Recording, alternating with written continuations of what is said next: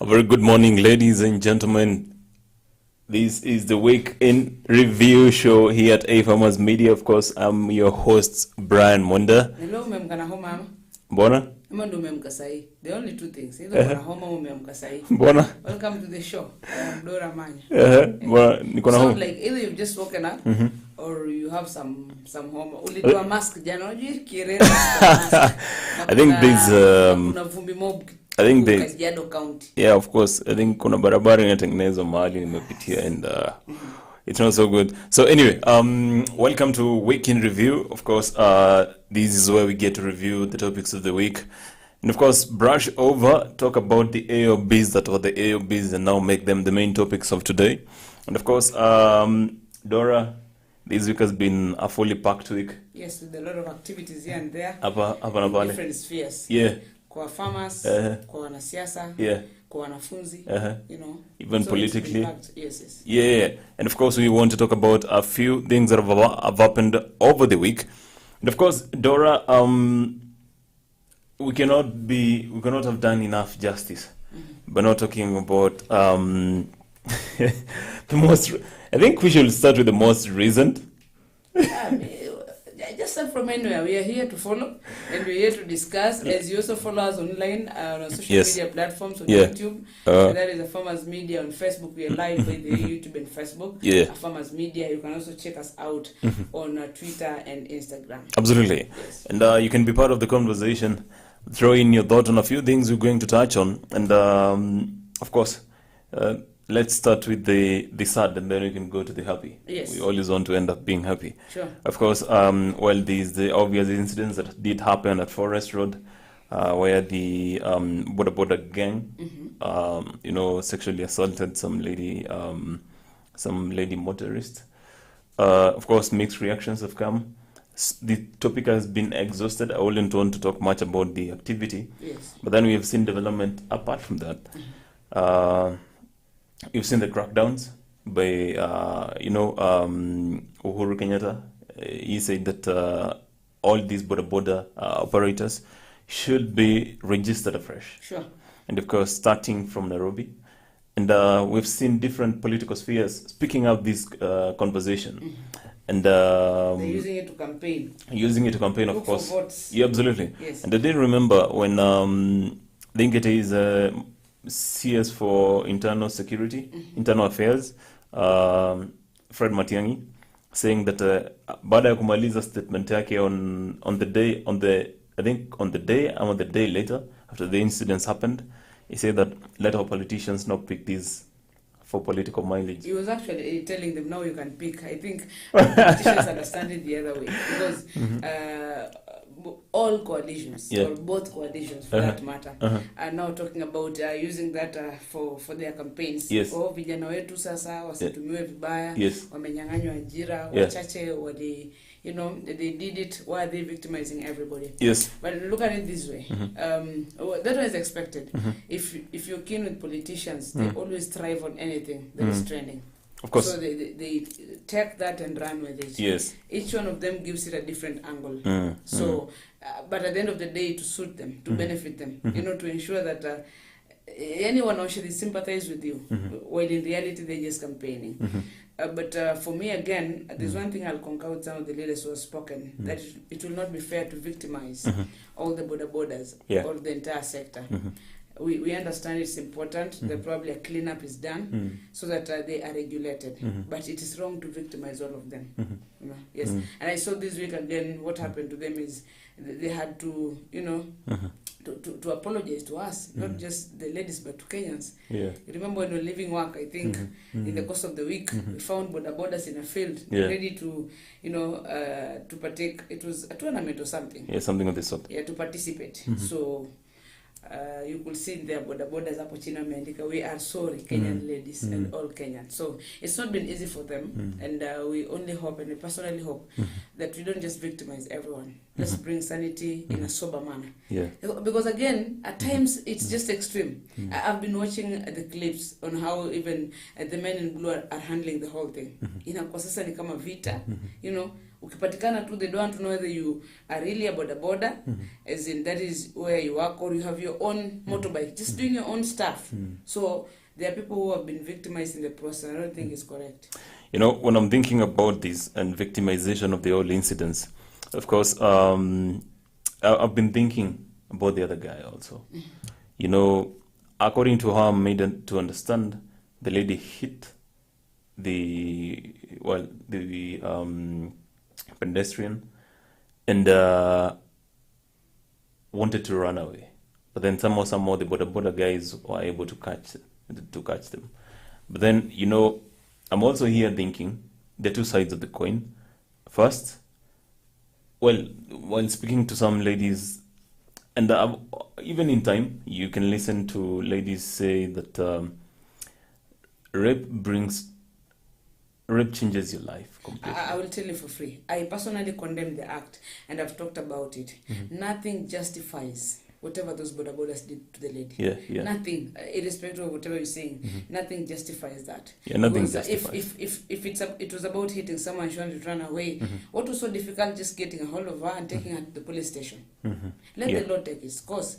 But you know, when you, that was a very dehumanizing situation, very frustrating, very humiliating. You know, women value our dignity, and there are things when they happen to a woman, you feel like now you're close to nothing, because whatever you treasured the most probably has been tampered with.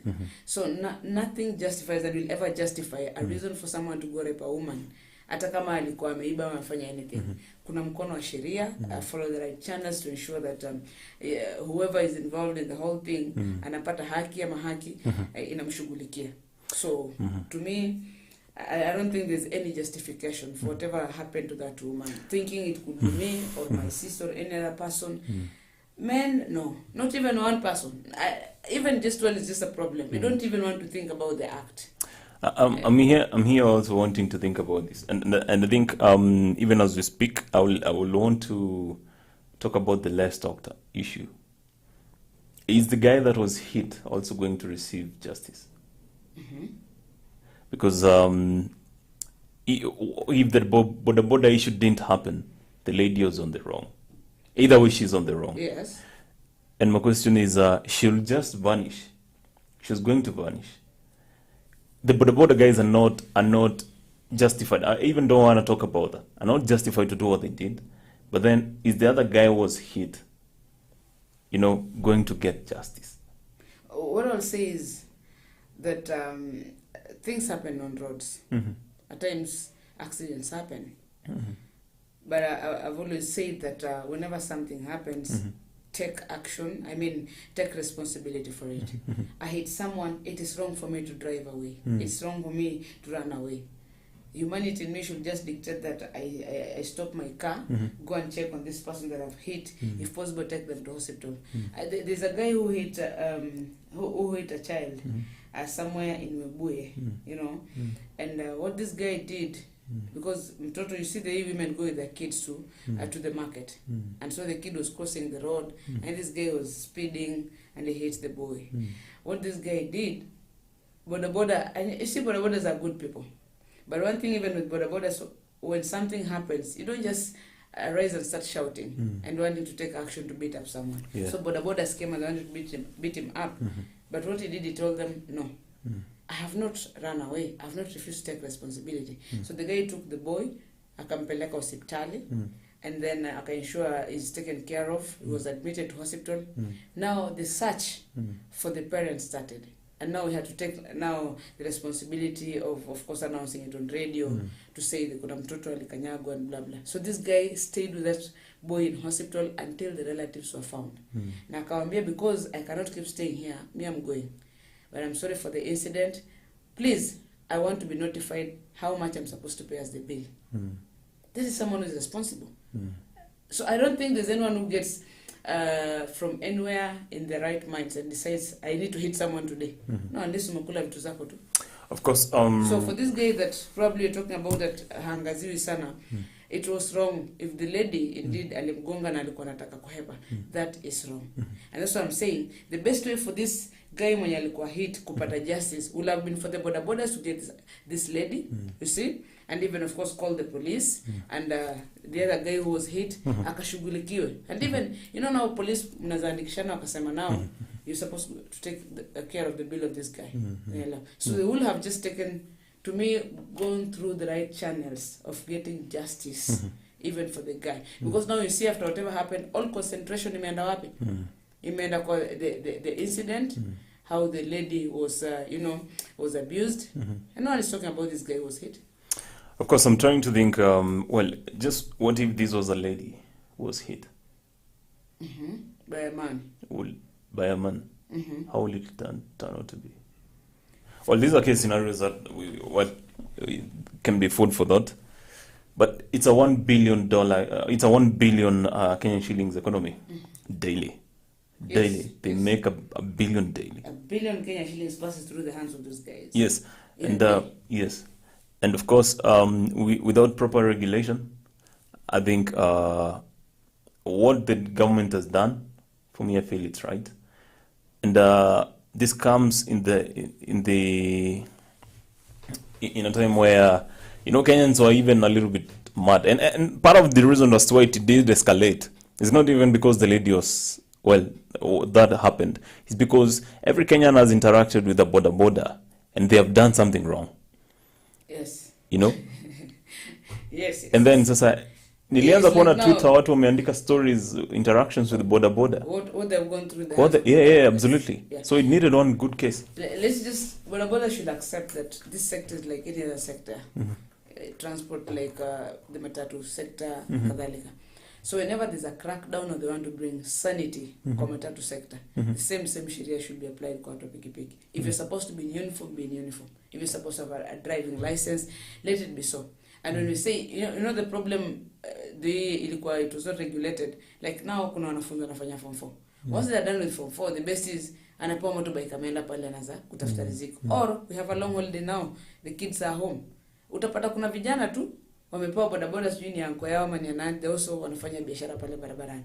So I think it was a good move to say that they register fresh, but also let's also have humanity in handling them, so that we restore sanity in the bodaboda sector. Of course, trying to imagine that we cannot do without them is also hard. Yeah, they're very crucial in everything in our daily operations, and of course, well, I think it has hammered on them this week. But again, even talking about the same week, it's a week where we have seen COVID regulations, some of them get lifted. Yeah. Of course, it's been an interesting one. Yes. After 2 years. Yeah, after 2 years. Actually, it's after 2 years. Oh, wow, interesting. That's after 2 years. Exactly after 2 years. March 2019. Yeah, 2020. 2020. 2020 to 2022. After 2 years, it's been lifted. 2 years. Oh, that's interesting because, well, now you don't have to have your mask.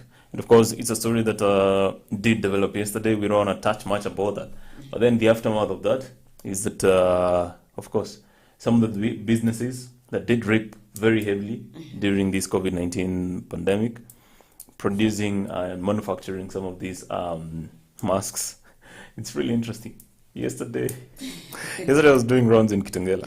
Yeah. And kuna watu wenye uza mask nje ya supermarket. And you see everybody's blue ticking them and you're, wow, man. Yeah, you see, if you ask me, yes, we can say the positivity rate has gone lower, which is a good thing to report. But also at the end of the day, it starts with yourself, taking care of yourself. Kando tu na COVID na kadhalika, unajua mask inazuia hata mambo tu ya homa. Yeah.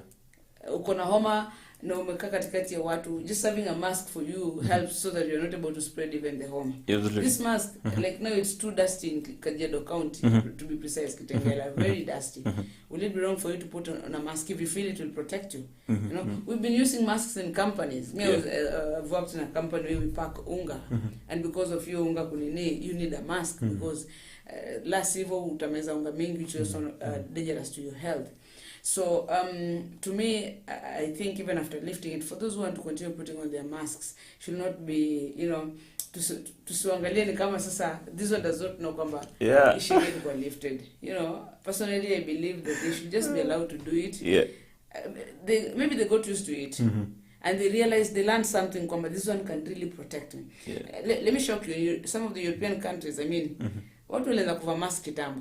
Hii yenye watu tumeanza kuvaa Africa huko juu ya COVID. To them is wanashangaa kwani what is news about it? Because of the extreme cold weather conditions and the kuzuia flu. They've been on masks most of the times.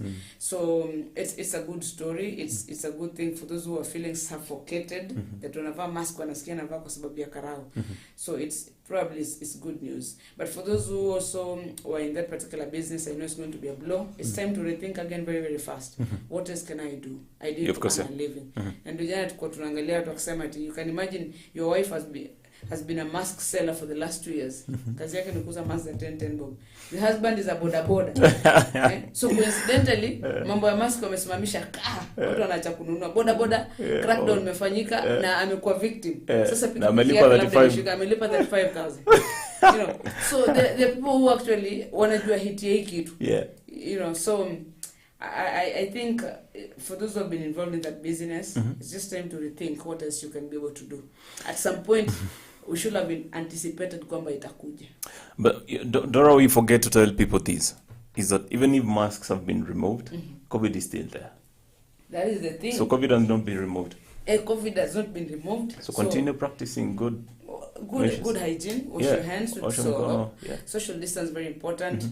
And you will notice even as they said, people can still congregate now, maybe in the places of worship. They said they're very particular also, especially for those who are vaccinated. Yeah. You know, for those who are vaccinated, yeah. So true. It's important for you to also get the jab. Yeah. Saizi there are no lines. Just get. In fact, saizi ukienda wanakuuliza unataka gani. And like when the vaccines came in, AstraZeneca. Ile wewe panga laini upewe. Hata unaenda kujulia baadaye message kitu. Upewa AstraZeneca. Nilipewa AstraZeneca. So ni watu dose mbili. Yeah.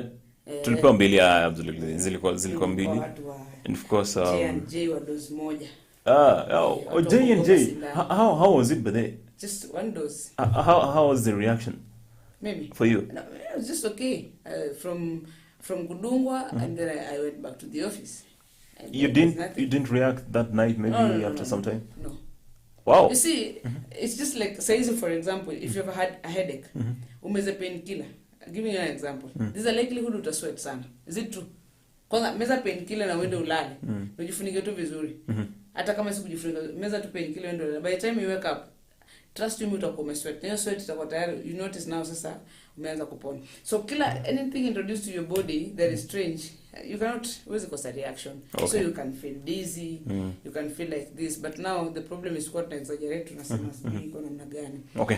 Yeah, so anything that is introduced to your body that haijakuwa hapo, lazima kidogo ushtuke. You see, for kids they know how to demonstrate. You know, mtoto akidungwa sindano, they will cry. Body na react. That's how wao wanaonyesha yao. But now for us watu ambao ni adults, because we are not able to start crying, then utaanza kusikia mtu anasema naumwa na kichwa. Okay. So let's just be careful. COVID is still with us. All right. So that you don't go back to that place, lockdown. You don't want to go back there. Of course, yeah. And even as we move ahead, KCP was done this week. Started and dusted this week. Yeah, well, Maliza, they're done. Yeah. And Professor Magoha says 2 weeks your results will be out. 2 weeks the marking will be done, and it will be interesting to see. I think there's been advancement in technology, and I think there's been improvement maybe in labor, in how, and I will say workforce, in how some of these things are done, the marking. Back in our time, we used to receive our KCP results on 27, 28, 29 December. Yeah, Christmas first, then the results come. About 2 months. Yes, so sijui what the rush is for. But for me, it should be that we are not rushing to finish the work because we want to be on record, to have marked exams in 2 days or 3 days. And then what next? Yeah. So once you get on record, what next? As long as it's planned, perfect. If you have enough resource, as in manpower, this time you had more teachers who are going to mark the exams. Yeah. Perfect. Why should we keep exams for another 1 month? Yeah. But to me, this is what I emphasize. It should not be a rush to finish, to mark exams so that we are on record the remarked exams kwa siku tatu. Yes. Or for kwa wiki mbili as opposed to compared to what we are used to a whole month. Yes. Yeah, if we have enough working force, we are ready. Let's do it, and then it also, you know, when the results are out mapema, it helps the parents also to prepare for the next stage of transition. Of course, and prepare in advance. And of course, even after the KCPE was done, schools are closed. And of course, it's one of the topics that we did discuss, how you're going to utilize, where the boundaries reach. Of course, we're going to touch a little bit on that. But I'm looking here for, in the morning, I saw this story of, detective have arrested a serial exam fraudster. A third year economist student at ZTech University is behind bars for selling fake Kenya Certificate of Primary Education, KCPE, and Kenya Certificate of Secondary Education, KCSE examination papers. So they say he's called Oscar Bridgeton. Was arrested yesterday by undercover agents attached to the Kenya National Examination Council Monitoring and Surveillance Unit. Suspect was in possession of fake examination papers, while others were stored in his mobile phone. He had created several. It's really interesting. Yeah, I mean, I don't know what they're looking for ways of survival. Yeah, of course, these things have always been there, actually. But I always say, hata kama uko na njaa, don't look for survival at the expense of life, where life is involved, where someone's future is involved. You know, selling fake papers, someone gets excited to track aende kununua, you know. Please, we there's so many things we can do as Kenyans. There's so many things. Absolutely. So, this issue of exam inauzwa. Yes. In fact, it's no longer news. It's no longer news. It's always been there, and I think there was a sentence that was put onto that. Well, I think we will update as we search on that. But again, it's the same week where we have seen political hits continue to go up and up. Of course, the maiden visit of the second, of course. Second in command, Deputy President William Ruto in UK and US. Yes. Of course, there has been different reactions towards more of what he said, and some places that he did visit, speculations of where some of the places he did visit, and of course, the biggest, absolutely, the biggest catch I think for him was the fact that he had a conversation with people from diaspora. Quite the reason because they send money back to Kenya. Yes. But then now, you know, his biggest rival is going there also. You know? Yeah. Big time. There's an archbishop, I think, who said, I forgot his name. Yes. Said, I think he met the deputy president and he said, next week I'll be meeting the ODM leader. Azimio leader. So it should not be strange. What I've learned with politics, it says what is happening. Huyu akishapita hapa, huyu anakuja. Yeah, of course. Yeah. Akishapita hapa huyu mwingine anakuja kusafisha. That's exactly. So what is new? So today Azimio kwa mfano wako Jakaranda, sio? Yeah. You likely to hear pengine next weekend watu wa Kenya kwanza wako Jakaranda. So ni kama tu kufuatana huyo reactive politics. Yes, reactive politics. Yeah. That's the one. So because they were there and probably there were crowds. What's that when this, and you know, let me surprise you. It's the same crowds that go for these meetings. Yeah. Most of the places. Interesting. Most of the places, 3/4 of those crowds are just the same people. Yeah. Of course, the same. And if crowds could actually be converted to votes, then I think all those people are at 50%. That's really interesting because yesterday there was the signing of the agreement in between Oka to join Azimio. Yes, and the same actually is continuing this morning in the LDC they have at KICC. Yeah. I think they're supposed to make it official from there, then they move to Jakaranda. So we're waiting to see whether Kalonzo will bow to pressure in Kinamata, you see, or... They've already done it. I don't think there's a strategy of going back because they've already signed it.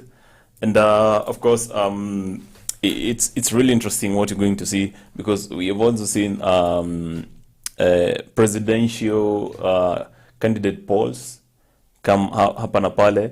But of course, do you believe in these polls?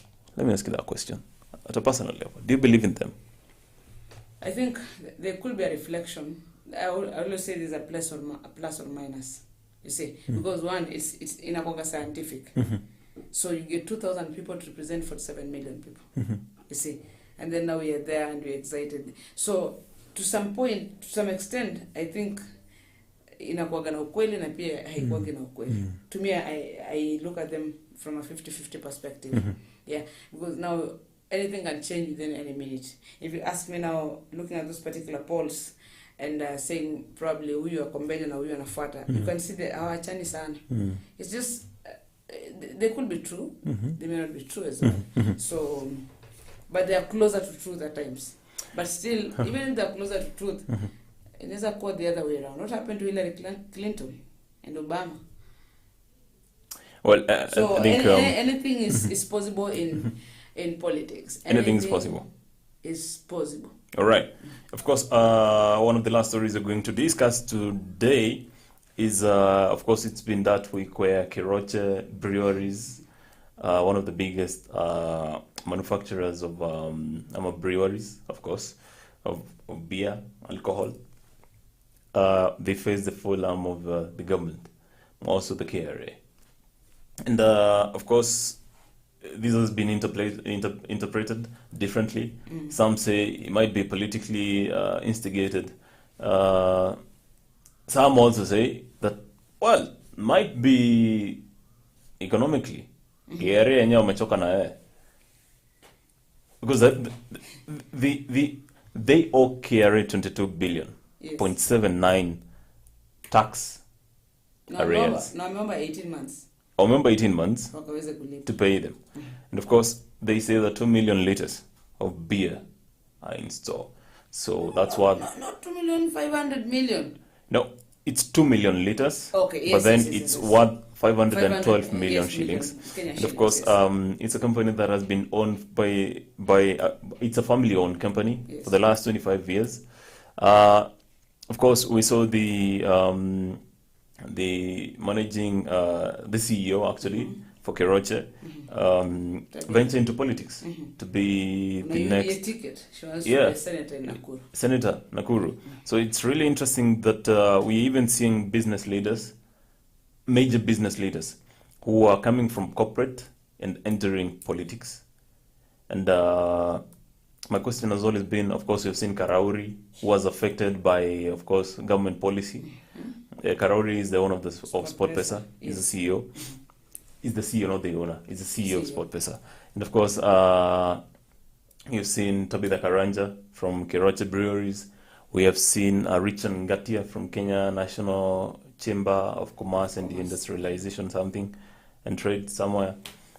So it's really interesting what you're seeing, that corporate is also venturing into politics.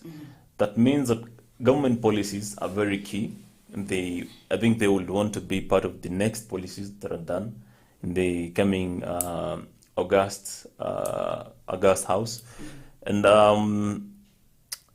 do you think it does matter? These are major business minds. I think we can look at it from different perspectives, or both perspectives. Matters doesn't matter as well. For them getting into politics, probably they want to be part of policy making. So that they have laws that favor them as far as business is concerned. Because at times it's easier making a policy when you're there, as opposed to just, ulipeana maoni and that is all. So when you're practicing it and you also give review, personally I will think they're looking at it from a perspective of wanting to ensure that they participate in the policy making process that can be able to help them as far as business is concerned. But it could also be that they just want to try out politics, get to know what's happening there, with a bid to want to offer the so-called better leadership. Anytime someone ventures into, like now I decide I want to get into politics, I want to become a senator of Nairobi, I must have seen a gap, and I have a feeling that I can be able to fill that particular gap. So it could be the thirst, maybe for new and better leadership, but also at the same time it could be that they want to participate so that they're able to make policies that are favorable to the business community. And you see, when you talk about business and business community, man, that is money you're talking about. So at the end of the day, they also want probably to push their own, so that in case of anything, wanajua jinsi ya kujitetea. Because if laws are made and policies that are not favorable to your business, for example, you're likely to suffer. So seeing a shift from people, unasikia mtu ameacha kazi kwa serikali, ameacha kazi kwa CEO mahali, they want to get into politics. Sababu ziko nyingi sana. It could also be that kunda pia kula pesa na nchi, so you know. Well, I'm asking myself this question. We had a case scenario in 2017 where we elected one bigwig in the corporate scene. Of course, as the deputy governor for Nairobi, Igade, Polycarp Igade. It's really interesting how things went. Very interesting. But yes. Don't you think he was placed there strategically? Do you think that he was placed there strategically to be the voice of the business owners in Nairobi County? Yes, it could be strategic. It could be strategic. But also, number two, it could be that the governor wanted someone who is a manager. There's a difference between a politician and a manager, and a leader for that matter. The problem with us Kenyans is that we rush for politicians. Mostly we don't want to look at leaders and managers. Those are different people. Yeah. You know, so and that's why you get to come to when you don't want to care amefanya nini, what is the track record, you know, and all that kind of stuff. Mnaacha mtu hapa ambaye ni mzuri, track record yake ni msafi kama pamba kama hii meza. You don't want anything to do with them. But you want this politician who wakisimama, they can abuse you, they can say this, they can say good at mobilizing. You know, yeah. So reactions. You can be a politician and not a leader as such. You can be a politician and not a manager. And for me, if you ask me, when it comes to counties, counties don't need politicians. Ask me, I'll tell you, counties need leaders, lead managers. You're going to manage the resources of the people. You know, politics are changing, it is engaged.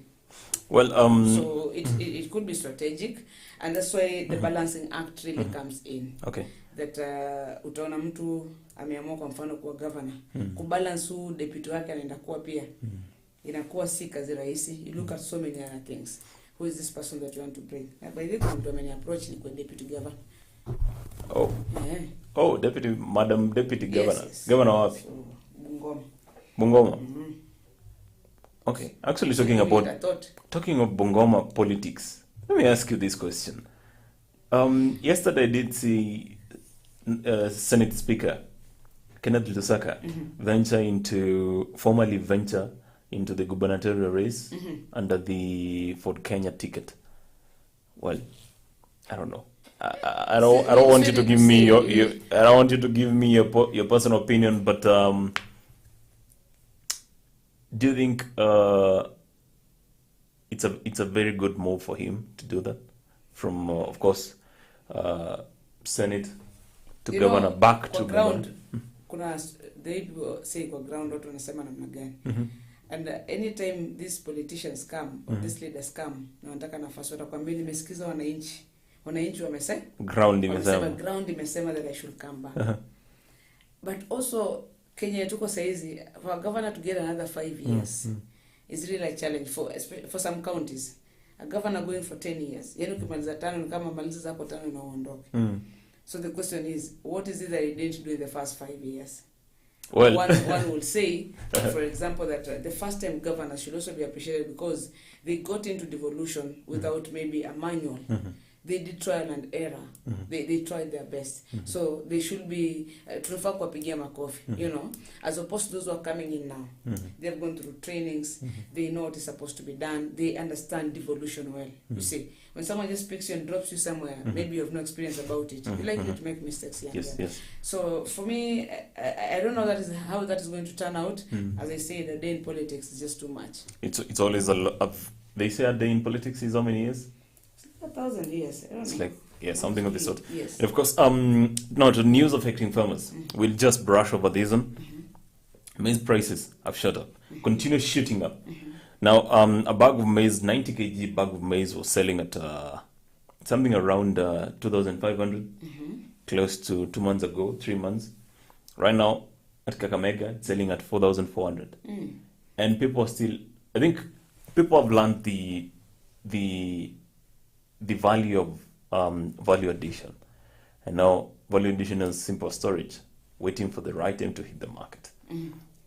And right now, I think farmers, they say that even the demand, farmers are struggling to meet that demand, of course. So it's really interesting. Maize is shooting. And as we said yesterday, it's always a matter of information. When does the market rise to the occasion? Yes, exactly. Yeah, so I don't know if this is expected, because people say that if election year, you expect such prices of commodities to go high. Zingine zipotee, kuna watu wataficha food. In fact, tutasikia wakulima wengine wanasema kutakuwa na njaa and all that kind of stuff. So a bag, a 90 kg bag at 4,400 now. From farmers? Directly from farmers? From yani unaenda kwa mkulima kwa shamba. Yeah. Buy it at 4,400. 4,400. 4,400. These were the same bags retailing at 2,500 some time back. It's really interesting. Very interesting. Wameona mbele kwamba market iko sawa. Yes. Now, of course, they are buying and probably going to store it and wait for the opportune time. Yes. Because there are many people now who are not even thinking of farming, they just think of politics. Politicking here and there. By the time you realize it's late, you're likely to sleep hungry. We don't want to forget the fact that we have not received good rains in the last, I would say, 1 year. And, well, I think climatic changes will continue pushing the prices of commodity high. Of course, and it's really interesting, even as we talk about, even it's not only maize alone, the price of bread might soon even hit 67 shillings. Because the wheat that we consume here in Kenya come from Ukraine and Russia. Somehow they're fighting. Yeah. Yes. So the price of living is still going high. Even to add more on that, cooking oil is continuing to rise. For cooking oil, I think now is even the worst. I think, yeah. I think kama kuna commodity that says consumers wanaumia na cooking oil. Yeah. Of course, cooking oil has gone up because of the 33% rise in palm. Palm. Imepanda. So that 3% increase in palm prices, it's going to affect cooking oil. Right now, already ladies are complaining about it. Well, men, I don't know if we're complaining because we don't cook much. We are complaining and we continue to complain. Yes. Yeah? It's just too much, man. It's too much. It's too much. Too much. It's too much, man. I don't know. I'm here thinking we're in the middle of an economy that is not so strong, and then globally, the global economy is also not doing fine, and the geopolitical war happening in between Russia and Ukraine is even making things worse. Worse, exactly. Full recovery of COVID has meant that there's more increase in demand, and of course supply, as we can say, climatic changes and a few things up on Apale is not as good. So the cost of living is expected to still continue going up. Yes. Yes. Yes. Yeah, but I think, I don't know. The other problem now is that our leader says their minds are into politics. Yeah. In fact, I was doing a joke with someone who if you made a requisition for serikali and someone resigned or stepped down to get into politics, you're likely to wait until next year. You see, because whoever comes in now comes with their own. So if you this problem ulikuwa na tender and you expected some payment, man, this is that year bwana. Hiyo mwaka yenye unangoja tu unasema siasa wacha zishe turudi back to normal. And now everyone is thinking, if you're getting into you think of how you're going to get votes, how you need to brand, what time do they think of the common mwananchi? Of course, this boils down to even I don't know. It's a situation where it's really hard for us because, politicians right now, one of the easiest way of politicians to rise in terms of votes, advocating for some of these issues. But I don't know. Is it the lack of opposition? What is it? Because I don't really understand. Because back in the day, we will push. Nowadays, it's hard. There's that feeling that probably the opposition is not coming out strongly as it used to be. Because the work of opposition is to keep check on government, to keep check on government expenditures and all that, to ensure that the government is on track, to criticize the government with an aim of ensuring that the government is doing the correct thing by meeting the needs of the people. So opposition having appeared to be weaker, and some are saying that, for lack of a better word, they went into bed with the government. Yes. Then, to me, that could be one of the problems. It's expected. Who is checking the government? It's expected. Today, even for you, you need an accountability partner. You need someone to check on you, someone to criticize you. Just tell you, but no, this one, no. But if you're that Mr. Right that does everything, I mean, you will do mistakes without knowing. Or even some you'll do deliberately because, no one is there to rescue. Absolutely. So I think it's important that opposition ni muhimu sana, ni muhimu. Tusione kwa misingi yao ni kusumbua serikali, ni kutatiza. They keep the government on check. Absolutely. Yes. And I think that's why, well, many governments always want to partner with, I think that's why you see even the national government pushing for continuity. We trust this one to continue our projects. Yes. Because I know most of these things, to be honest, from experience, most of these tenders hazitalipwa mpaka next year. Hata hiyo next governor mwingine akiingia achukue time aelewe kwanza ofisi. Yeah. Ati nikulipia deni former government yako, alafu kuja usimame against mimi after 5 years useme sikufanya kitu. Data ionekanagi kwa common raia, haionekani ati tulitumia hii pesa kulipa deni. Wapi? Hatuioni. And then, of course, talking about continuity, we're going to continue this conversation in just a few minutes. Let's take this short commercial break. Dora, it's an interesting conversation, so we can review some of the big topics we've discussed here at AFarmers Media. Yes, we normally have 3 shows. Yes. Breakfast, we have Shajara for Yes. you, and then the farm drive. So we're going to pick a few topics just to do a wrap-up. Yes. Probably you missed that, and you not want to miss it even today. Learn 1 or 2 things to do Farmers Media right here with us in studio. Of course, we take a short commercial break. We'll be back in a few.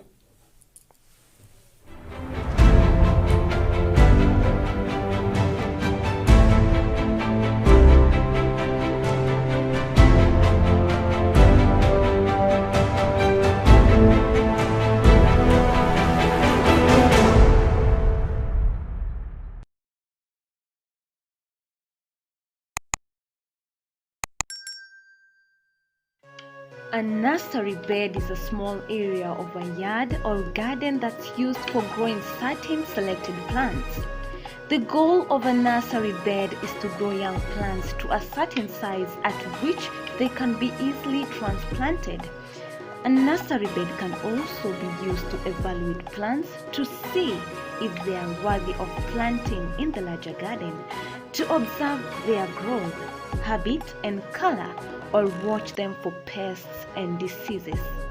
A nursery bed is especially helpful for vegetable gardeners practicing succession in planting, in which a steady supply of fresh produce is maintained.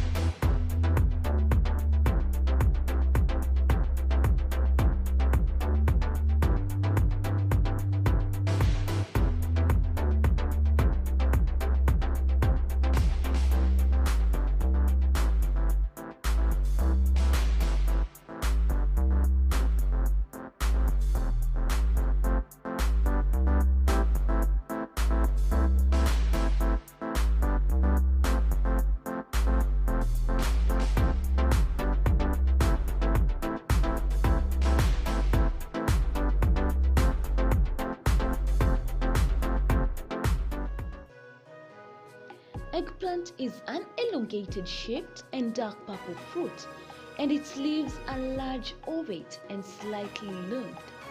Eggplant is a perennial crop but grown commercially as annual. Eggplant grows best in well-drained sandy loam or loam soil.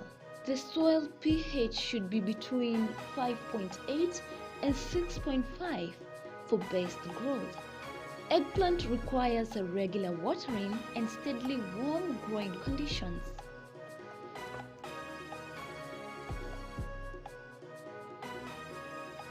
Agriculture is the art and science of cultivating the soil, growing crops, and raising livestock. Agriculture provides most of the world's food and fabrics. It is not only a source of food and income, but also creates employment opportunities for many people in the world. Over 1 billion people worldwide work in agriculture, generating 2.4 trillion for the global economy. The global impact of farming on the environment is revealed that 40% of the Earth's land is now given over to agriculture. Agricultural development is one of the most powerful tools to end extreme poverty, boost shared prosperity, and feed a projected 9.7 billion people by 2050. And we, the AFarmers Media, roll the carpet for you as we welcome you to our thrilling farm visits to different farmers that educate and inspire you in different sectors in agriculture. Catch us also on our shows on all our social media platforms as we bring you educative and informative information that will help you learn and guide you on your agriculture journey to success. Our farmers attain knowledge and grow profits.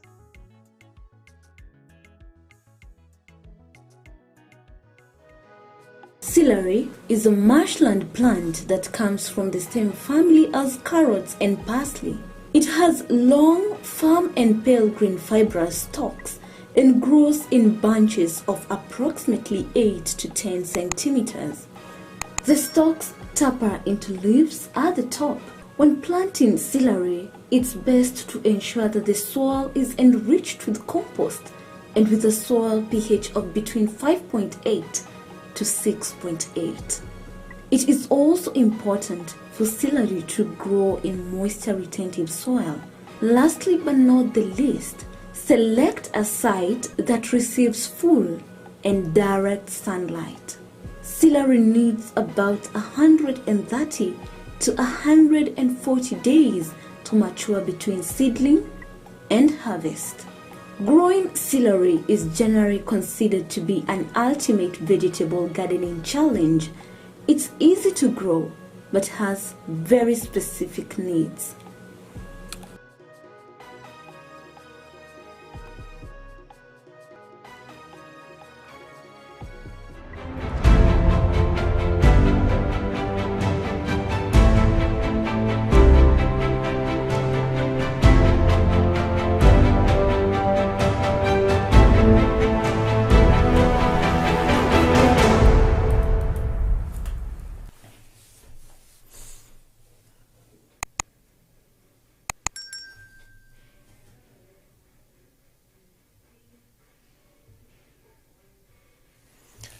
Welcome back to the Week in Review, of course, where we get to talk about different things that have been happening over the week and how they're going to affect you as a farmer. And of course, you're with me, Brian Monda.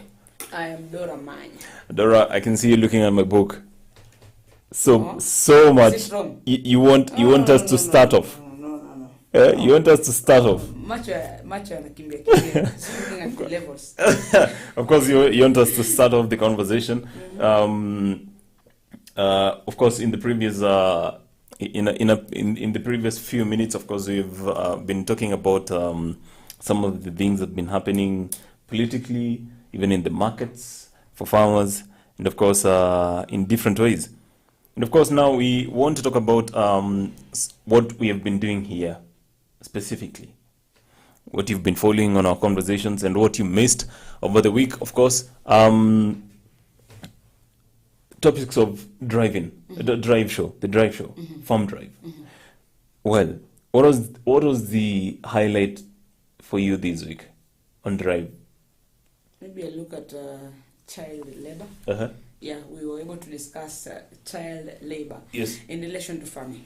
Yes, child labor in relation to farming, because at times we confuse this with family labor. Yeah. And we also at times confuse this with what you say,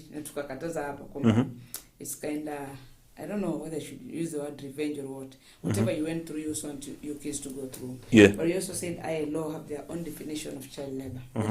For anyone under the age of 18, you know, that's involved in work that could be harmful to them socially, morally, you know, psychologically, or anything that could inflict harm or could deny them the right of being children, you know, the right of being a child. There are things a child is entitled to, playing around, so anything that makes them not enjoy their childhood, then we're saying, as far as work is concerned, that is child labor. And we said the agriculture sector, as actually, I think, in Africa, carries a whole 70.9% of children involved in child labor, as far as farming is concerned. And most of them are the age of between 5 and 11. Very alarming statistics there. And therefore, we said that it is wrong to use your child the wrong way, but we should differentiate the two so that we're able to teach our children farming, because we talked about that, right? The benefits of teaching the child farming, the achievements, why it is important that a child should know farming. Like one, we said that these children will be able to know where their food comes from. Therefore, they'll be able to appreciate that this food comes from somewhere, and they won't waste food, you know. They can be able to learn life skills, we said. Anajua kuchunga kondoo, anajua kuchunga nguruwe, anajua kukamua. Wajifunze life skills. Kama sasa CBC nawafunza life skills. So they're able to learn some life skills. And also, I think we say it's just good, generally, because it teaches children responsibility. They grow up being responsible children, not lazy children. So, and involving them in farming, they should do it, the parents should do it by giving them light tasks. Leta gunia, leta hiyo mbegu, but not taking a hoe, jembe nzito kabisa, kama ile ya ng'ombe. Ya ox, the plow. The plow. Shikilia. Finya vizuri hapa, rudi hivi, alafu huku narudi. No, not that one. Of course, So, to me, I think that was very, very key, that we differentiate between child labor and just teaching these children work and responsibility. And even now, they are at home. How do you teach them to be responsible? Of course, where do we draw the line for child labor and, of course, involving the kid or the child in your farm? We look at age. Okay, we look at age. For me, that is very, very key. But also, kuna wale watoto wamekula tu vizuri, nafikiria wako na miaka 10. As long as mtoto ako chini ya 18 years, tunasema huyo ni mtoto. Hana kitambulisho, hata katiba inamtambua kama mtoto. So drawing the line is differentiating what is child labor and what is teaching this child responsibility. Period. Yes. So what is child labor in relation to farming, and what is teaching this child responsibility and letting them know how the farming world looks like. Some of them will develop interest and become big farmers. If you say, if you see your kid loves unajua kuchunga ng'ombe, allow them. You know, allow them do it. You know, anapenda mambo ya kuku, allow them, atakuwa mfugaji mkubwa sana. So just teaching them responsibility, draw the line. Am I abusing the child, or am I teaching them how to be responsible? Of course, talking about drawing the line, of course, physical harm, moral, are they more morally harmed? You know, I would say that. Are they also doing it at the expense of going to school? You know, are they also physically straining? And of course, employability has been stipulated on the Constitution, 18 years. Below that, that will be part of involving yourself in child labor. And of course, apart from that, we did talk about why some of these families are forced to use the child labor. These are now the child's labor in their farm. And of course, poverty was the main thing. poverty, I think the buck was stopping to poverty and ignorance. Yes. Of course, as you can see, you can relate with some of these stories. We Africans, and of course, the study says that there was a study by the International Labor Organization, where they say that children in Africa, the cases of child labor in Africa are very high, and of course, there's a study by the Kenya National Bureau of Statistics indicating that in Kenya, 8.5% of children are victims of child labor. And going to even arid and semi-arid areas, 30%. That means 3 out of 10 children are really enduring child labor. Sure. And of course, you love to talk about poverty. Why? Yeah. Ignorance. I don't know. Yeah, we say it here and we'll say it again. That ignorance is no defense, even in the court of law, and the poverty levels have really pushed families to use children in their farm in place of labor. Yes. Instead of hiring laborers to come, so they say, watoto wako hapa, mpalilie, like now shule zimefungwa, their kids were likely to go through this, I said. Fanyeni kazi na mjue na kadhalika na kadhalika. I repeat, if it's about just teaching them responsibility, fanya ile kidogo, that's okay. But if it's about inflicting pain, harm and all that, it is wrong. Yes. So, and we said middle income families are the ones you really realize they're using their kids in the wrong way. So, irrespective of how life is tough, your kid is just your kid. Look for other ways of survival, man. Yeah. And you said here, remember, mtoto asifanye kazi ambayo ni mzazi. If it's your responsibility to provide. Don't wake up one morning and say mtoto aende kwa mining apige mawe atuletee nini kidogo, ama yenda olewe ndio mahali tolewe ndio tuweze kusurvive. No. So poverty is bad, bana. Poverty is bad. Yeah. Poverty is bad. And of course, talking about the same thing, adding a little bit more on top is, if then you cannot financially, poverty is financial restriction. I would say that you need to work on poverty. You can work on, but then money doesn't come in Kenya. We have seen that in Africa, in the world. Money at some point, your situation does not change at once, but then you can change a few things. Yes. You can change how you even plan your family. Oh, very, very important. Yes. Yeah. Why have 15 kids? Na unajua utapeleka shule, utashindwa kulipia school fees. You see, kuna pia tabia na skemi sijali, kuna watu watawasomesha. I know some of us when you're growing up, there's this tendency whereby mzazi anaeducate mtoto mmoja, maybe the firstborn and the secondborn, and the firstborn and the secondborn take up the role of parenting again their siblings. Yeah. It's wrong, but and it's part of what is pulling Africa back. Transfer their responsibility to the firstborn kids and probably the secondborn, and then they stay off, they keep off. So this young man, yes, was taken to school, he's got a job, but now wale watoto wanafuata nyuma yake huko, I tell you. Wanafuatana tu kabisa wale watoto. This guy cannot even take care of himself. So he needs to take care of the parents first, take care of himself, and take care of his siblings. School fees, everything. So parents, it's wrong for you to transfer your responsibilities to your children. Let them also enjoy. Wacha apate kazi, yes, awasaidie, lakini you don't step aside and now watch and say, unajua ndugu yako anahitaji school fees ya kwenda shule. No, it's not supposed to be. It's wrong. What was your plan when ulikuwa unaleta huyo mtu basi? That's the question. That is it. What was the plan? Was I part of your project? You see, let's not. Sometimes we're using the scriptures in the wrong way. Yes, God said, "Go multiply and fill the earth." But hakuwa na plan. Yeah, my friend, fill the earth is not a problem. Yes. And then utafeel alafu wanakula nini pia? Yeah, absolutely. Wanakula nini? Absolutely. These are some of the things we need to talk about. Yeah. Let's just be honest. It's good. Give back. If you have enough resources, it's okay. If you're operating by faith, by saying God will provide, God will provide, but you need to work. Yeah. Yes. True. So you bring 20 children, no problem. Work hard if it's in your farm for them to eat. But work hard. But don't ngangana na mtu mmoja alafu kutoka hapo huyo mtoto akuja kuwe baba sasa kwanza kusomesha wengine. Yeah. It's just too much. So when you talk about this, it's okay to have kids. Kids are good. They are a heritage. But plan also. Maisha sahi is planning. We're getting this number of kids. We'll take them to school at this point. Wakiendelea wakifika sasa na college, probably we need to buy land. We need to build for them. We need to do 1, 2, 3. Yes.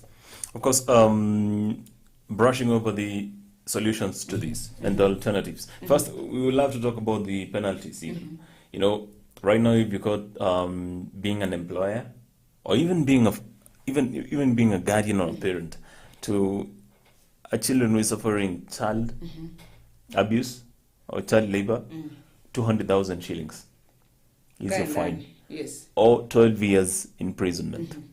You know, what for? You know, don't cover for your misfortunes and your misplannings and bring them to other people. It's as simple as that. Let's move on to yes, pambana na hali yako. Jipange. Hii maisha ni kujipanga. And that's the basic thing. Jipange. Yeah. So actually this one got me a little bit not so happy, because you know, the story is so close to us. It's very close to us. And it's an issue of ignorance. Everything is, the back of everything is stopping to ignorance. Even the poverty levels, at some point, is in a let out of even ignorance. Yeah? Unajua utazaa na watoto 5, and you still want to bring them as an asset who can help you in your farm. My friend, the best thing you can do is deliver the future of that kid to them. Tuko na shamba shamba ni kubwa sana. Yeah. So ni kama watoto wale wakilima hii ni wawili, ni wawili. Yani you're not seeing anything else. You're just seeing farm labor. Yeah. You're just seeing farm labor. Too bad. Which is not even farm labor now, child labor. Yeah. Anyway, that's a topic that we didn't talk about. And of course, the alternatives is plan your family. Of course, above that, law enforcement. Yeah, law enforcement bodies enforce the law. Yeah, enforce the law. That there's a child who's being overworked, enforce the law. Let's have policies to protect the children, fight for their rights. Very, very important. Yes. I mean, that is very, very key, and ensure that there's accessibility to basic education. Yeah, education is very important. Be able to get basic education, that will help them go a long way. Yeah, and lastly, working hours for a child, or even active hours in your farm and everything around there. 6:30 in the morning, 6:30 in the evening to 6:30 in the morning, they're off your work. You need time to kupumzika and everything. If you can work past that's you to talk about that. But then for a child, I'm sure social protection has Let a child be a child. Let a child be a child. But just teach them responsibility. Yeah, teach them. Very important. Now, of course, to one of the most recent topics that we did have about yesterday, farming as a side hustle. Yes. When it happens, we did talk about the factors to consider. Why you should even venture into farming as a side hustle, challenges you're going to face, to prepare mapema, and then the solutions, possible solutions. Yes. And of course, what did stand out for you? That farming as a side hustle, it is good once you have a plan and you do your calculations the right way. You know, you're saying farming is good. Farming pays if you do it the right way. But as you do it, plan yourself so that you also don't spoil unga, the place that you're working. Because what will make someone, for example, hold on to this while still wanting to pursue the other thing? Simply means there's a value of something they're getting from there. Whatever they want from this end is just additional. You know, or probably what they're getting from here is not enough to cater for their needs.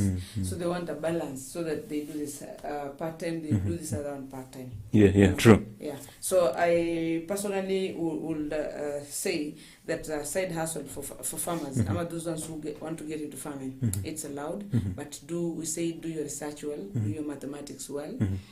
And what is very key, I think that stood out was the issue of when it was the laborers.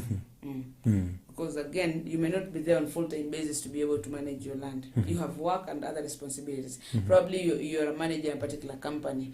So much, or operations manager, there's so much that surrounds you. At times you can't even get time to get to check how your farm is doing. And that will mean therefore that you are forced to employ someone.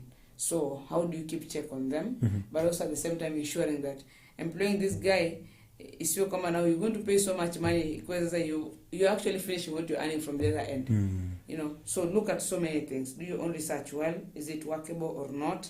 And then if you need to employ someone who understands what they're going to do in your farm, you know, it works for you. Absolutely. And of course, why you need it? Well, you might be looking for an alternative for income, additional income. That is always number one reason why people look for side hustle. Alternative income. Alternative income. Yeah. Whatever you have is not enough. Or even if it's enough, the responsibilities are too many.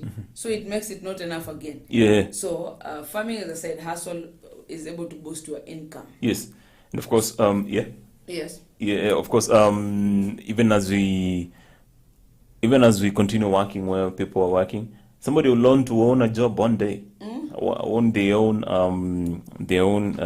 venture, business and stuff, and it's always a safe way of transitioning. You know, it's a good venture for retirement. It's actually, you know, we need to change. It's even a good venture for anyone, not just retirement. Of course, you know, retirement might be you're forced by the law. You can also retire at 25 years. You know that. Yeah, absolutely. That means I stopped doing what I'm doing. Yeah. I've decided enough of this. Enough of that. There are people who plan life by the I know people who say, I am going to this company, I'll only work in this particular company for 2 years. After 2 years, I must leave. Watu wanajipanga kimaisha, you see. Yeah. So retirement kuna ile ya miaka serikali, but personally pia unaweza kuwa umejipanga and you feel like by this age or by this stage, it's now time to probably get into something else. And maybe if it's farming, most people find a lot of peace and satisfaction in farming. Yeah. Just seeing your animals there, you're seeing your crops doing well, you feel good. So for retirement, pia kujipanga.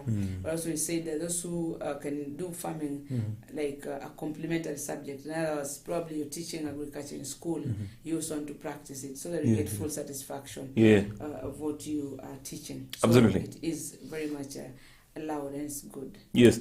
And of course, before you can venture into that, you need to consider a few factors. Very key.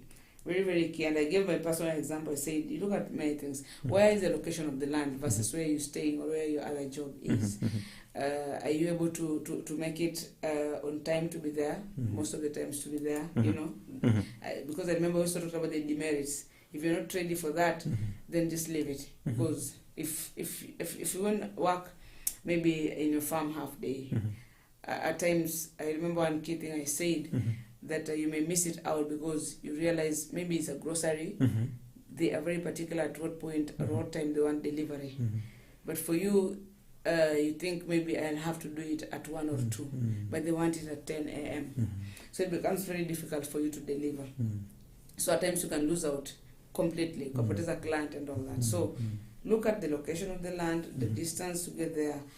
If you bring in someone to take care of your land, is this someone who is knowledgeable enough, someone you can reason together with, you know? And also, if you're getting into farming as a side hustle for the first time, I also recommended that you can try it out with someone who has experience in that particular thing that you want to do. And especially if it's for profit, you need someone who has a profitable mind, someone with a commercial mind, you know, you're doing this farming because the ultimate thing we want is money. So you can sit down, think together, decide, do your own calculations, and get into thing together so that you have kind of professional running your farm where you're just funding it. That happens. You partnering. Yeah, you're coming with expertise. I'm coming with the money. So let's do it. And Dora, I think that's another topic maybe that should be handled. Partnerships in farming, because wow, I'm sure most of us have tried partnerships in farming. And I think everybody has their own thought about the same, their own experience. And why don't we bring somebody who can even give us a way forward? Because all we have are challenges. But I always see solutions are the most important thing. Sure.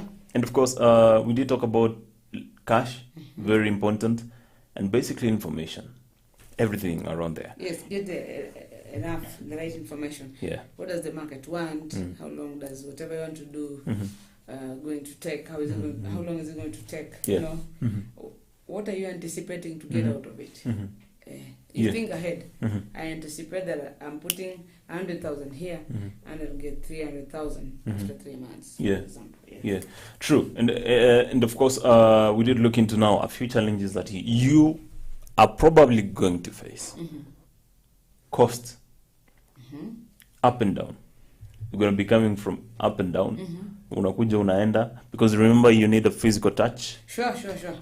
Don't just assign people you have no time to go there, man. Sometimes do some impromptu visits, but without them knowing. Yeah. Of course, look into that. And another challenge that you're going to face is even instructions. Are you sure that your instructions are being followed to the letter? You know, and I think it's the biggest problem that telephone farmers are facing. You just make a call, unapigiwa hadi picha, WhatsApp unatumia mbio, unaonyesha venye kitu ni fine, ina grow vizuri, but the day that you go there, something totally different. Even pesticides. Alipiga shamba ya jirani. Yeah, hata pesticides, you know, so sure kama zilifanywa venye zinapaswa kufanywa. True. And well, it's really interesting what you can find. Yes. In such and I've seen very many farmers by the way come out of unaona ile yenye unaamua hata si farming, unacheki. For example, you're working in Nairobi, you have a farm in maybe Isiolo. You have good employees, or even sourcing for that labor at times inakuwa bala. Na ukatelism ni nyingi. Huyu jamaa unapatia kazi. Unapatia kazi ya kutafuta watu wa labor.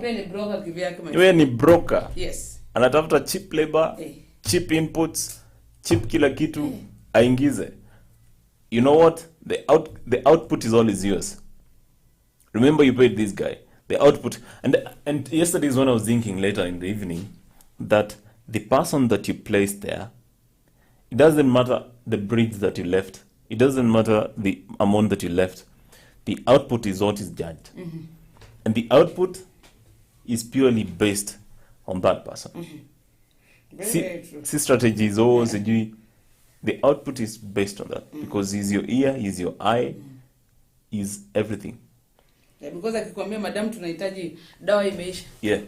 Na si you trust him. Yeah. Unatuma dawa. So once in a while tunasema pia just ambush them, find out what is happening. Yeah. Anaweza kupigia shamba ya jirani kila siku. Mwenye pia amepanda kile umepanda. Wewe unatumaga tu pesa. Unatuma pesa. Pesa jirani, my friend. And I'm sure hii ni shida watu wa diaspora pia wanapitia. Unatumaga pesa nyumbani, wakunulia material, they start building your house. No. Sure. And of course, well, it's really interesting what, apart from even instructions and how much, pesticide you're even going to lose, or how much money, we also look into quality control. The quality of stuff that comes out of that place might not be what you really anticipated. If you were there, can you control, for example, the quality of ngombe yako venye nakula? Unajua, some of these small things, they even go up and become even the big things. There's the way you want your things done. Yeah. And you don't have to do it yourself. Yeah. So then you do it, someone else may not do it the way you want it. Yes. But you see now, we have no choice. Yeah. You have no choice. That's why we should leave some room kidogo hata kama tunakosa kidogo. We have no choice. Yes. We have to coexist with these people that we are training. Yes. Or who are taking charge of our property. Yes. Or our land. So we have to coexist with them. Yeah. As long as they're doing a good job. Yeah. So let's not really focus on the 3% in our problem. Yeah. And forget the 97%. Of course. Yes. And it's not all gloomy in of course, in telephone farming, which is also a side hustle. You can also find solutions to some of these problems. As you said, one of them, make impromptu visits. Of course, above that, use some technology that you have. What's up? You can make a tour. Remember, you're paying this person, and your ear and your eye. And at some point, you need also to draw your eye. Take time with them. Waonyeshe kwanza how it's done. And it's an important thing that you did discuss yesterday, respecting. And you're a lady in farming. You're a young lady in farming. Yes. You have to manage even people who are a little bit even older than you. Yes. Who are men. Yes. Na ni wauko ucha sasa. Hey. You have to balance that. Check your language, how you just handle them. Yeah.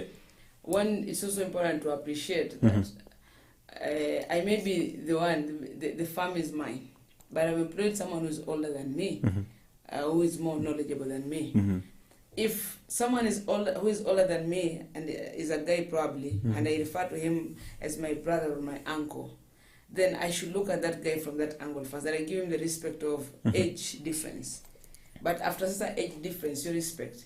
Now we now get down to business. You know, yes, I know you're older than me, but it is work that has put us together. So can we just do what has brought us here? Yes. So have frequent meetings and talk about it. Yes. Yes. Of course. Go closer to them, listen to them, do what you can do, and of course, let them be part of the farm. Sure. But again, be firm. Be very, Be very firm with them. Hapo itabidi tu. Ikikata badilisha tu. Yeah, you have to do that because again, the output is why you're judged, and that's the business now. And of course, it has been such a good conversation that we've had here. Of course, we did talk about crop diversification. We did talk about some of the traditional ways of, preserving our own food. Yes. And of course, how to know that your food is contaminated. And of course, we did talk about women in agriculture in one of our big shows. Yes, like akina sisi hapa. Yeah, women in agriculture. Women in agriculture. I think they should have brought you in and you can share your problem even managing labor alone. Managing labor alone. And you see sometimes, I don't know how you people put us, you men put us. Because at times, the men who trust us so much, even to run those affairs. And nakwambia, how did nafanya kazi? I don't know if you've seen that. Yeah, I've seen that. Yeah, I've seen that. Women are good managers. You just need to understand them. Very, very good managers. Yeah. And the good thing with women is that they're able to multitask. Wanaweza fanya vitu mingi sana atego. Yeah. Men with multitasking is just a big no. I always say they only multitask in one thing. A man can be driving and talking on phone at the same time. That is multitasking for them. Yeah, actually, but I've seen anything that. beyond that, At times mi ushindwa kufanya hivyo. To be honest, mi ushindwa kuendesha gari na kupiga simu pia. It's driving, it's Yeah. me and the steering. Time kuendesha. Yeah. Okay, as we come to the close of the show, I do remember when we went to one of those places huko Marsabit, and kila mtu amelala kwa gari. We've not slept for close to 36 hours. Hey, my friend, na huwezi lala. So you're on steering wheel and uko na usingizi na uko sure ukiblink hivi one time uko na usingizi, unajua utalala. Hey, so lazima unafungua dirisha, macho umekondoa hivi. Mazee hakuna time ya multitasking. It's only one job and one job. Yes. Make sure everybody is home safe. Yes. Well, multitasking. Sisi wanawake. Of course. I can be cooking here at the same time naosha vyombo, at the same time I know nimepatia mtoto assignment anamalizia pale ananiita na muangalia homework. Yeah. We can do a lot. Yeah, you ladies. Salute. Together. So, and of course, yeah. That is it. Yeah. It's important. There's something I learned this week about rabbit farming. I did know that part. Through Shajara. Yeah. With Yeah. Our Swahili farming show here.